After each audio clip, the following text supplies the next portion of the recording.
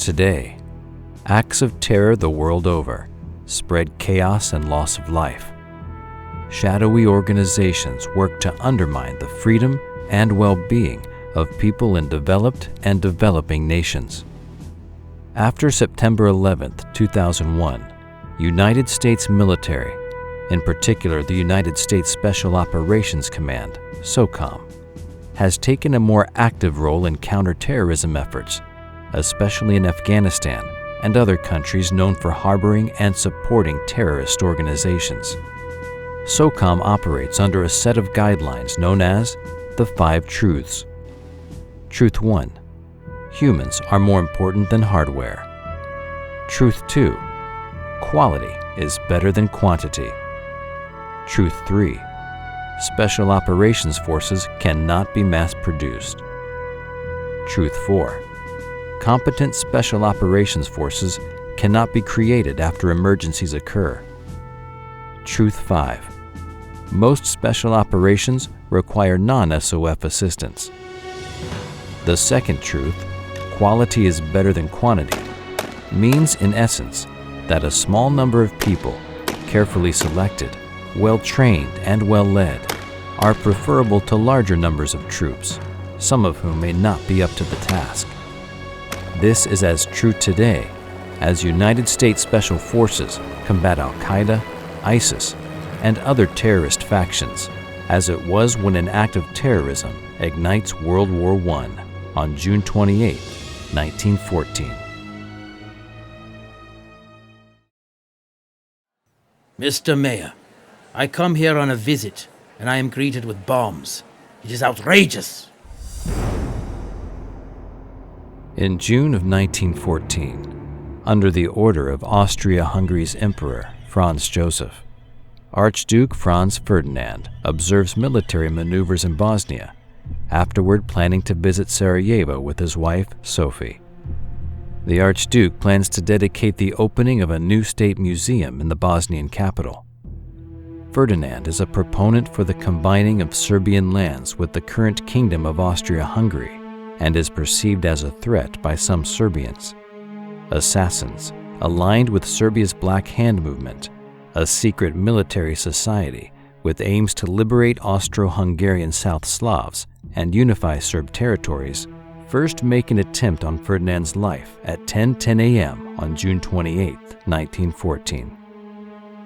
As Ferdinand's motorcade makes its way from the train station to a town hall welcome meeting, one of the assailants, Nedeljko Čabrinović, hurls a hand grenade at the Archduke's car, but the driver, seeing the threat, speeds up just in time. The grenade bounces off the back of Ferdinand's convertible and rolls under the following car in the motorcade. No one is killed, but the explosion leaves a crater in the street and injures about 20. After the town hall meeting, Ferdinand and his wife Sophie decide to deviate from their previous plans and visit the hospital where victims from the morning's bombing are being treated.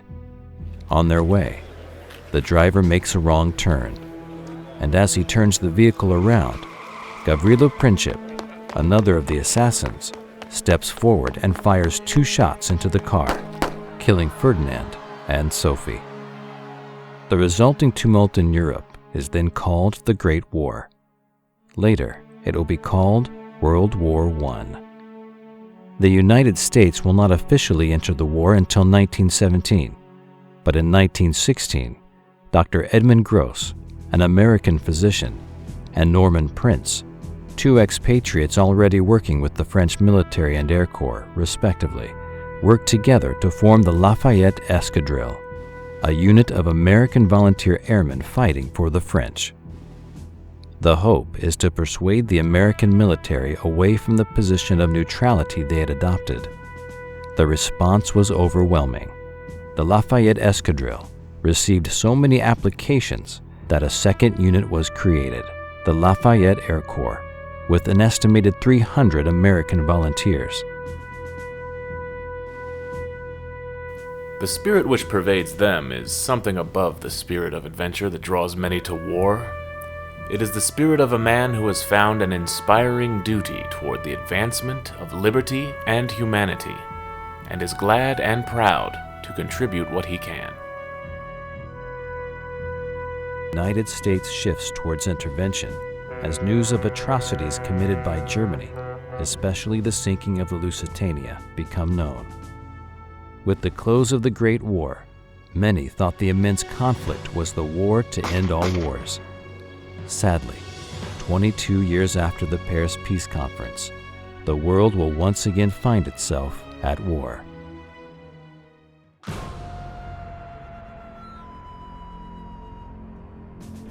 Yesterday, December 7th, 1941, a date which will live in infamy. The United States of America was suddenly and deliberately attacked by naval and air forces of the Empire of Japan.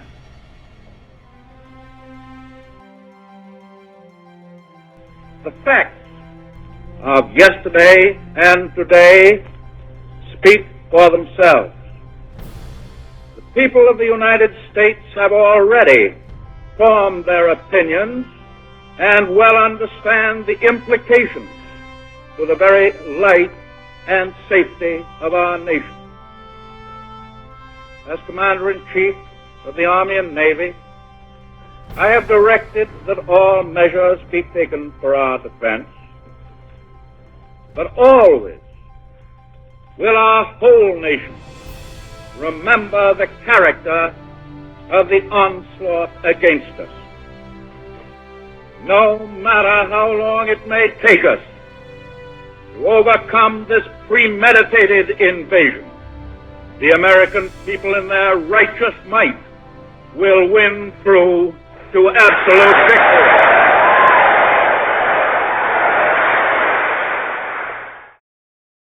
In 1916, the United States Army numbers are at only around 125,000. With the entry into World War I, however, the number grows to over 4 million. During World War I, there are very few examples of what could be termed special forces. However, the sheer logistics of the war and advancing technology highlights the need for highly trained, specialized troops. New maneuvers and expertise in explosives and small arms, as well as shock troops utilizing skills with rifles, machine guns, and grenades, are all developed during the Great War. When the United States enters World War II, new single-engine planes, along with on- and off-road vehicles, give the soldier new technological advantages on the battlefield. Not only does the improved air capability allow troops to be transported to the front lines with previously unparalleled efficiency, it also allows for deployment behind enemy lines.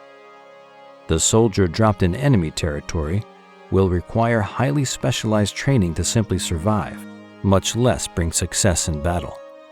Guerrilla and espionage tactics are also finely honed, as soldiers with training in language skills, counterfeiting, communications, and sabotage work on a much smaller scale when compared to fighting on the front lines. These specialists help to gather important intelligence from the enemy, for example, undermining German occupation in France, through subversive warfare, and even the spread of disinformation among enemy operatives. To effectively plant Allied troops behind enemy lines, the United States Armed Forces looked to the newly formed 509th Infantry Regiment, previously known as the 503rd Parachute Infantry Regiment. Members of the 503rd are the first paratroopers sent overseas in World War II.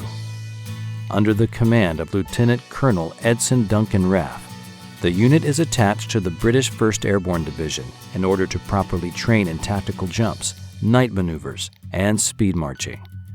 By early November 1942, the 509th is ready for battle.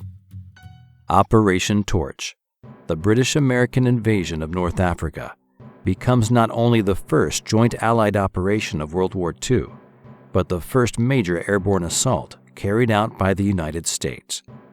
The 509th flies from Britain with the aim to capture 2 airports near Oran in Algeria. communication and weather problems caused 30 of the 37 planes to land in a dry salt lake to the west of their target drop site. In spite of this, both the airfields at Tafrui and La Seinia are overtaken by the Allies. After this successful, if not necessarily impressive debut, the 509th continues to participate in combat drops until 1945, including Italy, southern France, and in Belgium during the Battle of the Bulge. A German commander, General Kurt Student, remarks on Hitler's frustration at the United States successfully employing a class of soldier that the Germans themselves had no longer been able to muster. Hitler was very upset by the heavy losses suffered by the parachute units and came to the conclusion that their surprise value had passed. After that, he often said to me, "The day of parachute troops is over." He would not believe reports that the British and Americans were developing airborne forces. The fact that none were used in the Saint-Nazaire and Dieppe raids confirmed his opinion. He said to me, "There, you see, they are not raising such forces." I was right. He only changed his mind after the Allied conquest of Sicily in 1943. Impressed by the way the Allies had used them there, he ordered an expansion of our own airborne forces. But that change of mind came too late, because by then you had command of the air, and airborne troops could not be effectively used in face of a superior air force.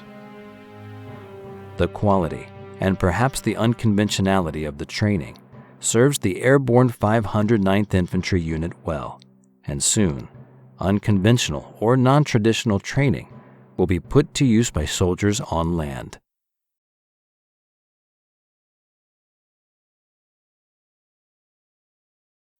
In 1942, the United States and Allied forces find themselves battling an enemy that once again has a distinct advantage.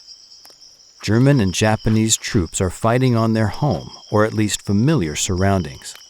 The enemy knows the field of battle far better than Allied troops, and are employing guerrilla and commando tactics to their great advantage. President Roosevelt seeks to have American troops train with British units who have already utilized commando tactics in battle. The goal is to create an Army unit similar to these British units. The name Ranger is chosen for the units operating during the French and Indian War. Colonel Lucian K. Truscott Jr., liaison to the British Commandos, tasked with developing the 1st Ranger Battalion, thought the name sounded typically American. On June 1, 1942, a memo outlining the new unit featured a call for a soldier with a variety of skills. Personnel with experience in the following are particularly desirable: Judo, Scouts, men versed in woodcraft, especially important, Mountaineers, Seamen, Engineers, Demolitions and Pioneers, men with some knowledge of power plants, radio stations, etc., to facilitate demolitions.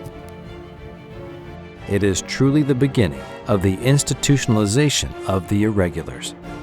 Of the initial 2,500 volunteers, 700 are selected for the 1st Ranger Battalion under the command of Lieutenant Colonel William Darby and his executive officer, Captain Herman Dammer. The wide cross-section of soldiers is exemplified in the two officers' stark contrasts. A ranger writes of the two men, "With Dammer, everything was thought through carefully, and Darby was a more emotional and inspirational type leader. After we had an action, Darby's after-battle report would be very colorful. Dammer's report, on the other hand, was dry and to the point, very sterile. They were completely different men." The training the Rangers receive from Darby and Dammer will come to define the United States Army Rangers. The battle that would define the Rangers will come in 1945 with the raid on Cabanatuan in the Philippines. Around 500 Allied soldiers who had surrendered at the unforgiving Battle of Bataan are being held in a Japanese camp outside Cabanatuan City in the Philippines. In a 30-minute raid on the camp, Army Rangers, in cooperation with Philippine guerrilla fighters, liberate nearly all of the POWs, with only 2 prisoner casualties. A P-61 Black Widow, whose pilot is feigning an imminent plane crash, provides an aerial distraction as guerrillas move to secure the roads around the camp. American Rangers move in, subdue the enemy, and escort the prisoners to safety. Captain Robert Prince, who led the Rangers in the raid, later says of the operation, "We couldn't rehearse this. Anything of this nature, you'd ordinarily want to practice it over and over for weeks in advance. Get more information, build models, and discuss all of the contingencies.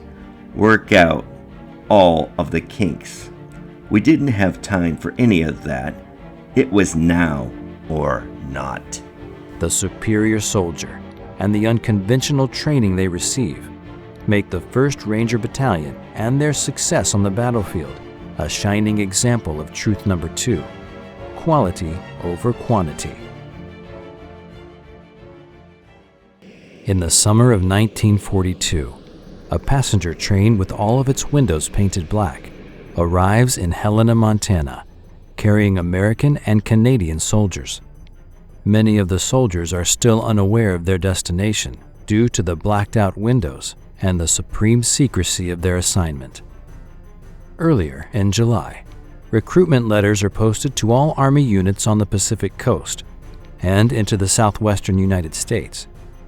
The Army seeks to recruit single men aged 21 to 35 with 3 or more years of grammar school. Occupations preferred: rangers, lumberjacks, north woodsmen, hunters, prospectors, explorers, and game wardens.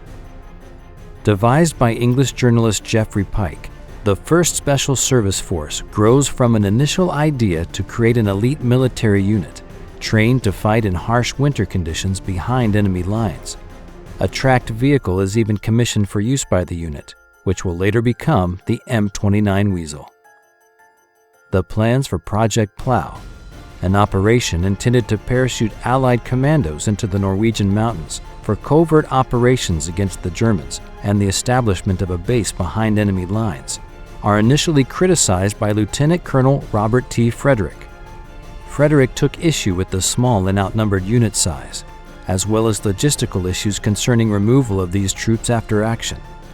Nonetheless, when the initial officer chosen to lead the unit, Lieutenant Colonel Howard Johnson, future father of the 501st Parachute Infantry Regiment, is removed from command, it is Frederick who is offered the position.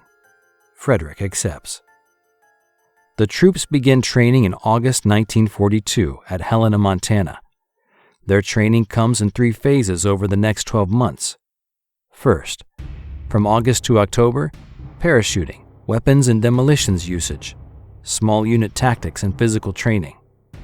Second, from October to November, unit tactics and problem solving. Third, from November to July, skiing, rock climbing, adaptation to cold climates, and operation of the M29 Weasel.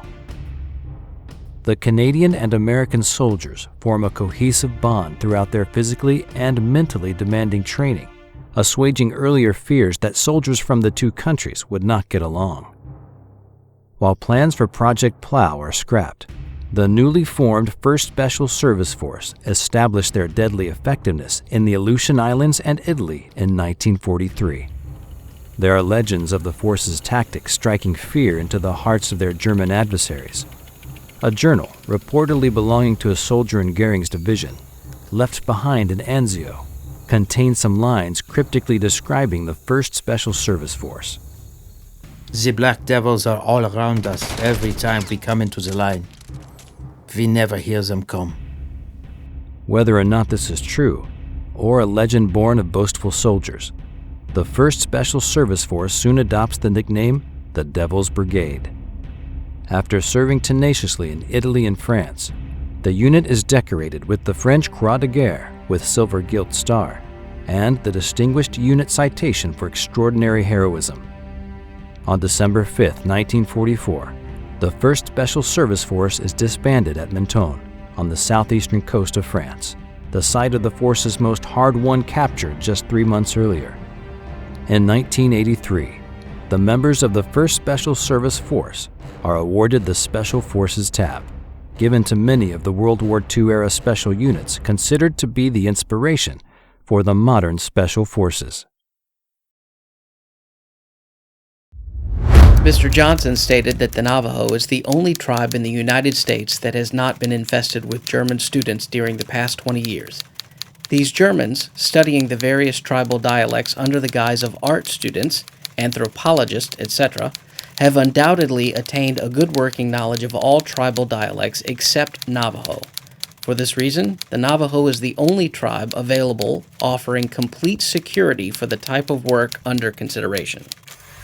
Philip Johnson, a civil engineer working in Los Angeles in 1942, proposes the use of Navajo as code for messages transmitted among Marine Corps units during World War II. Johnson's father had been a missionary to the Navajo in the late 1890s, and Philip learned the language playing with children on the Navajo reservation on which he'd grown up.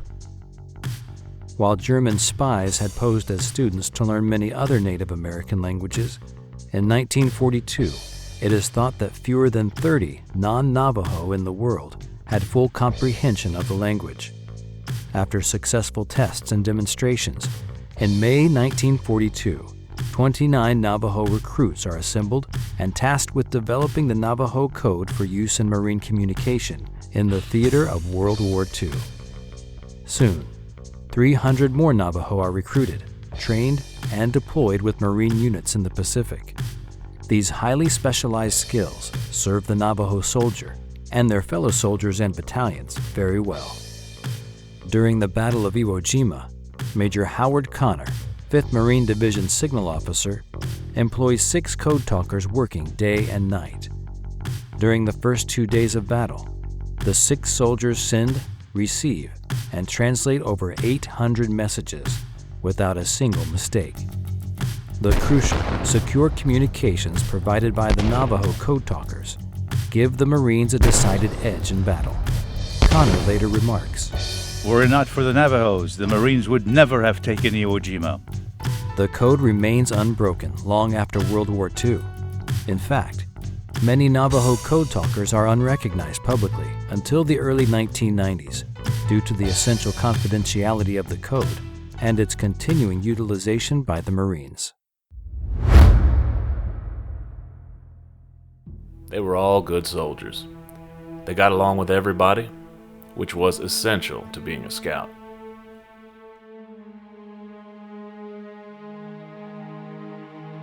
On November 28, 1943, on Ferguson Island, New Guinea, a new unit is organized. Under command of Lieutenant General Walter Kruger, commander of the U.S. 6th Army, the Alamo Scouts are an ad hoc unit instituted to operate deep behind Japanese lines. Named for Kruger's admiration for the soldiers that defended the Alamo, the Scouts participated in radar and reconnaissance missions to provide intelligence on enemy troop numbers, movements, and locations. While the Alamo Scouts will go on to perform 110 known missions throughout combat in the Philippines and New Guinea, all without losing a single man, their hallmark mission is the reconnaissance and tactical support they provide to the 6th Ranger Battalion at the raid of the Cabanatuan prison camp. 513 Allied prisoners of war are rescued in the operation, with Alamo Scouts providing intelligence from a covert location established days before the raid. Disguised as Filipino rice farmers, the Alamo Scouts take a position in a shack a short distance from the Japanese guard posts at the camp. The Scouts are never discovered, and during the raid, which not only frees hundreds of allies, the Alamo Scouts are credited with capturing 84 Japanese prisoners of war. When not assigned to a particular mission, the Alamo Scouts serve as teams of bodyguards for General Kruger. Their task, if Kruger is captured, is to kill the general himself, rather than give him up to the enemy. The Alamo Scouts served throughout the rest of World War II, with a planned mission of intelligence gathering in Kyushu, Japan, part of Operation Downfall, canceled as the war comes to a close. The Scouts are disbanded in Kyoto in November of 1945, and over 40 years later, are awarded the Special Forces tab, ensuring their place in the history and the lineage of the United States Army Special Forces.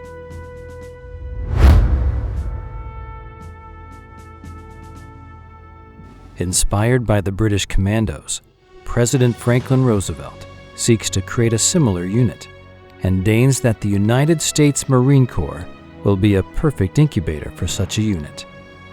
Initially resistant to the idea, General Thomas Holcomb reassigns the 1st Battalion 5th Marines as the 1st and 2nd separate battalion.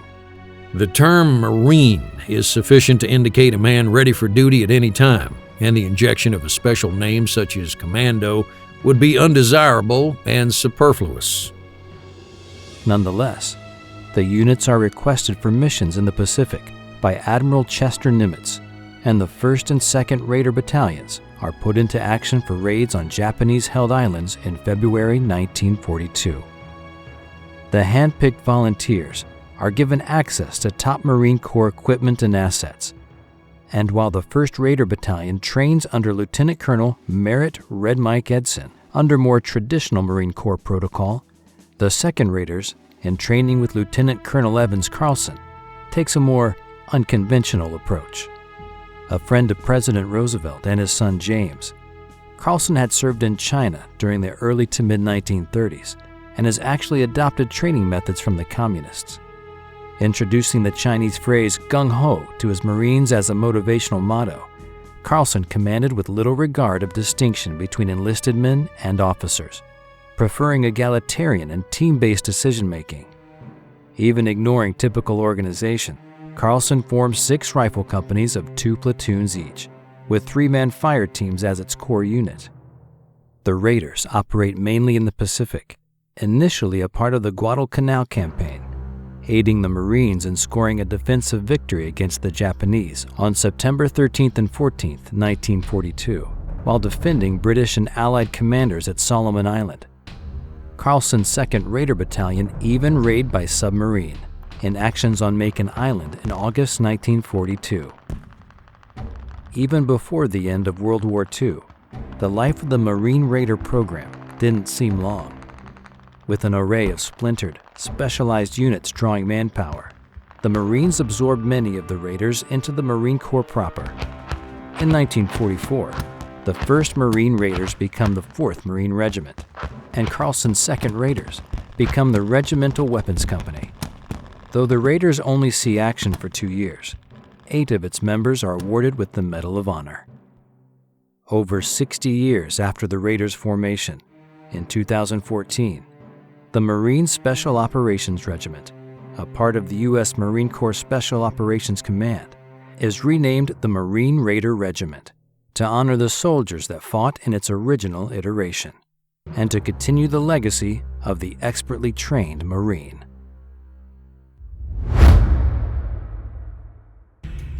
By 1942, the United States espionage requirements are being fulfilled only on an ad hoc basis.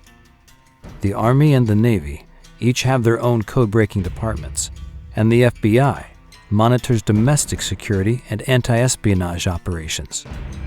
Inspired in part by the British Secret Intelligence Service, MI6, Roosevelt seeks to create a more centralized organization for the handling of intelligence and counterintelligence measures.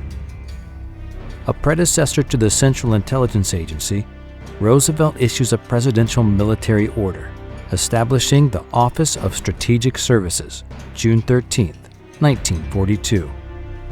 The Joint Chiefs of Staff are to instruct the agency on the collection and analysis of intelligence, and the OSS will also conduct missions, secret and otherwise, not assigned to any other agency. Throughout World War II, the OSS participates in operations including spying, sabotage, propaganda, and coordinating anti-Nazi and anti-Japanese resistance groups throughout Europe and Asia. OSS operatives train indigenous peoples to fight the Japanese army in China and Burma, as well as arm and train resistance forces for sabotage missions against the Red Army in China. These special operations require specialized tools, and the Research and Development Branch is conceived. Initially headed by Boston chemist Stanley P. Lovell, referred to by some as Professor Moriarty, the branch set to work to build these tools. They develop silenced pistols, Beano grenades that explode upon impact, compasses hidden in uniform buttons, explosives disguised as lumps of coal, playing cards with hidden maps inside, and even a Kodak camera disguised as a matchbox. The spy gear that Lovell and the research and development team create inspire countless spy films such as the James Bond series. Early on, the OSS recruit double agents of their own, such as Major League Baseball catcher Morris Moe Berg. Berg's teammates once described the man, "He can speak 7 languages, but he can't hit in any of them." Moe Berg is a graduate of Princeton and Columbia Law School who speaks 7 languages. A Major League catcher for 16 years, Berg retires from baseball altogether shortly before the bombing of Pearl Harbor. First accepting a position with Nelson Rockefeller's Office of the Coordinator of Inter-American Affairs in 1942, Berg is sent on assignment in the Caribbean and South America to monitor the health and physical fitness of the American troops stationed there. When operations in South America were proven unnecessary, Berg leaves and begins to work with the OSS. Berg's language skills offer a broad selection of countries in which he can operate. He is parachuted into Yugoslavia to evaluate resistance groups, allowing the Allies to focus their aid where it is most needed to fight the Nazis. May to mid-December 1944, Berg travels across Europe in a mission to interview and recruit various important physicists to work for the United States government in developing the atomic bomb. Berg is even sent to attend a lecture given by Werner Heisenberg, the Nazis' leading physicist. His mission is to determine whether or not, based on Heisenberg's lecture, the Germans are anywhere near completion of an atomic weapon. If Berg judged that the Germans were near discovery of the bomb, he was to execute Heisenberg. Berg attended the lecture in Zurich and judged that Heisenberg and the Germans had not yet discovered the powerful weapon. Upon completion of this mission, President Roosevelt was heard to remark, "Give my regards to the catcher." The following summer, Berg resigns from the service, and on October 10, 1945, he is awarded the Medal of Freedom, but chose not to accept the award. Maybe I'm not in the Cooperstown Baseball Hall of Fame like so many of my baseball buddies, but I'm especially proud of my contributions to my country. Perhaps I could not hit like Babe Ruth, but I spoke more languages than he did.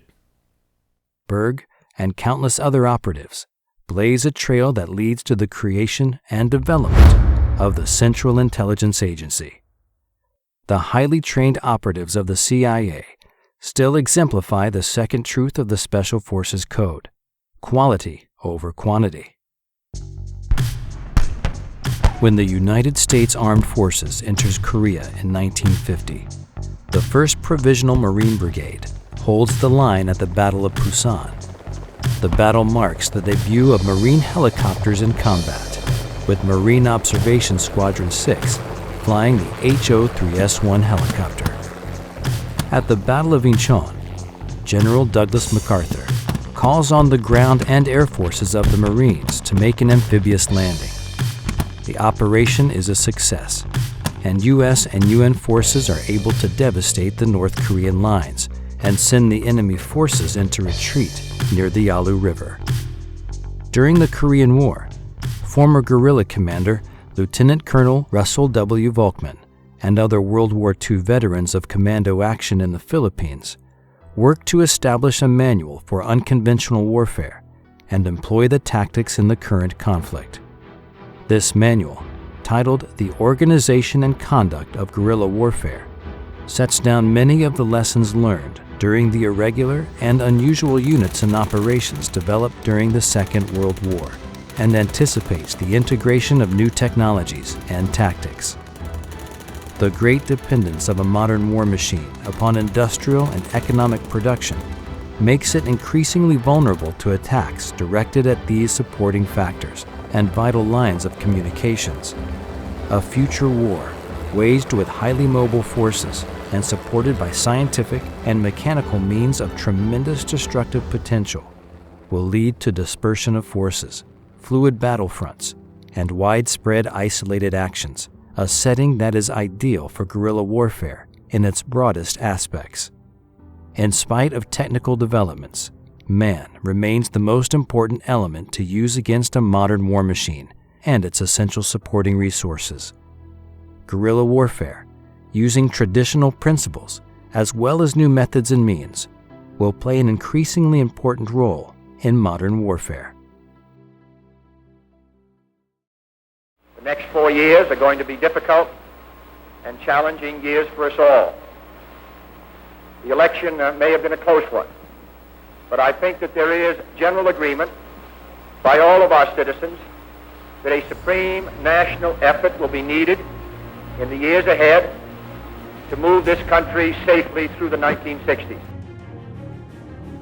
During and after the Korean War, Lieutenant Colonel Russell Volkman and other Army personnel used their wartime experience to develop a doctrine of unconventional warfare.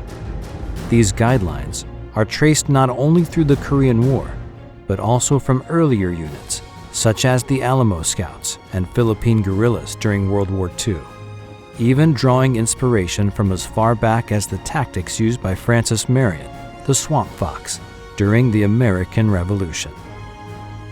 The United States Army officially establishes their special forces with the creation of the 10th Special Forces Group, Airborne. The Army also establishes the Psychological Warfare School, later renamed the John F. Kennedy Special Warfare Center and School. Army Special Forces soldiers have operated throughout the globe since their inception, seeing action in Vietnam in the 60s and 70s, training the Salvadorian military in El Salvador in the early 80s, monitoring drug trafficking and terrorism in Colombia in the late 80s, the Persian Gulf War, and through to today's War on Terror. Army Special Forces are commonly known as Green Berets. The headdress that became their signifying distinction is adopted unofficially by the Army Special Forces in 1954, as the organization searches for headgear that would set them apart from other units. In 1961, President Kennedy authorizes their use especially for the U.S. Army Special Forces. In the same speech that John F. Kennedy promises to deliver a man to the moon, he also outlines a proposal to form what will eventually become the United States Navy SEALs program. The present crisis in Southeast Asia, on which the Vice President has made a valuable report, the rising threat of communism in Latin America, the increased arms traffic in Africa, and all the new pressures on every nation found on the map by tracing your fingers along the borders of the communist bloc in Asia and the Middle East, all make clear the dimension of our needs. In addition, our special forces and unconventional warfare units will be increased and reoriented. Throughout the service, new emphasis must be placed on the special skills and languages which are required to work with local populations. Over $100 million go into developing the Navy Sea, Air, and Land Team, or Navy SEALs. The force traces its beginning back to the closing years of World War II, when the U.S. Navy Scouts and Raiders School is founded.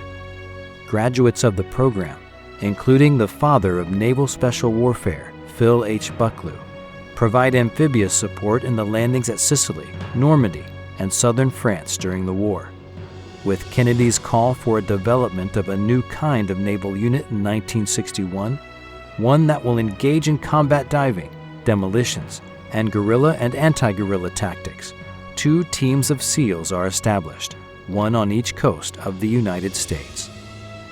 The teams are utilized in secret anti-communist operations in Cuba, and by 1962, the Navy SEALs are at work in Vietnam. The SEALs are initially stationed in Da Nang, where they trained Vietnamese commandos with the unconventional and inestimable skills they themselves have attained. The combat they enter into with the Viet Cong is direct. Rather than firing upon the enemy from a distance, the SEALs work within inches of their combatants. The men with green faces, as the Viet Cong call them because of their camouflage face paint, become a force to be reckoned with, extremely effective in anti-guerrilla and guerrilla operations, and taking from the Viet Cong what was previously safe territory for the enemy. I am directing the Secretary of Defense to expand rapidly and substantially, in cooperation with our allies, the orientation of existing forces for the conduct of non-nuclear war, paramilitary operations, and sublimited or unconventional wars. The Navy SEALs still operate today, under extreme secrecy and on more dangerous missions than ever. On May 2, 2011, SEAL Team 6 successfully completes its mission to kill Osama bin Laden, the terrorist leader and head of Al-Qaeda, responsible for planning the attacks on the United States on September 11, 2001, after a decade-long manhunt as part of the War on Terror. While many Special Forces teams have their direct origins in World War II and the Korean War, one conflict will prove to be their ultimate testing ground: Vietnam. From about 1955 until 1975, the United States sends troops from every branch of the military, ostensibly to end the fighting between North and South Vietnam, but with the ultimate goal of squashing communism. The North Vietnamese gained support of the Viet Cong, or National Liberation Front, a guerrilla army fighting with little regard for traditional tactics. As the conflict in Vietnam evolves, the need for specially trained soldiers makes itself more than apparent. With 450,000 U.S. troops now in Vietnam, it is time that Congress decided whether or not to declare a state of war exists with North Vietnam. In global conflict and the War on Terror, the soldiers required to defend freedom throughout the world need highly specialized and focused training. Rather than numbers, what the Special Forces always strive for in their training and their operation is quality over quantity.